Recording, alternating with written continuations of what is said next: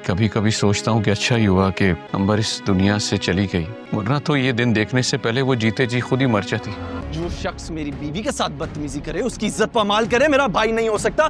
जालिम है ये। ओए, क्या कर रहे हो ये? हटो हटो आगे से। अरे दिमाग खराब हो गया तुम्हारा। क्या कर रही हो तुम? तुम्हें अंदाजा है उसकी हालत का? उसके बावजूद भी यार। नहीं, वो भाभी ने शुरू किया है पहले। माँ बनने वाली तुम उसे धक्का दे रही हो, कहाँ है तुम्हारी तरबियत?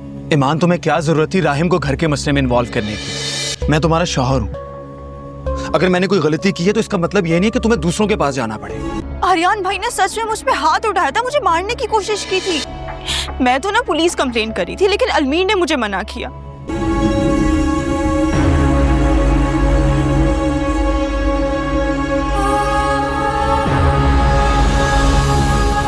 ईमान का शौहर ईमान से सवाल करेगा कि उसने राहिम को घरेलू मामले में क्यों शामिल किया, और कहेगा कि मैं तुम्हारा शौहर हूँ, अगर मुझसे कोई गलती हुई है तो इसका मतलब ये नहीं कि तुम दूसरों के पास जाओ। दूसरी तरफ फबीहा भी आसिफ साहब से कहेगी कि आर्यन भाई ने वाकई उस पर हाथ उठाया है और उसे मारने की कोशिश भी की है, और कहेगी कि मैं तो पुलिस को बुलाने लगी थी लेकिन अलमीर ने मुझे मना कर दिया। और फबीहा की हालत दिन ब दिन खराब होती जाएगी, वो ज़हनी तौर पर बेकाबू हो जाएगी। पहले वो आर्यन पर झूठा इल्ज़ाम लगाएगी कि उसने उस पर हाथ उठाया, हालांकि हकीकत में ऐसा कुछ भी नहीं हुआ होता।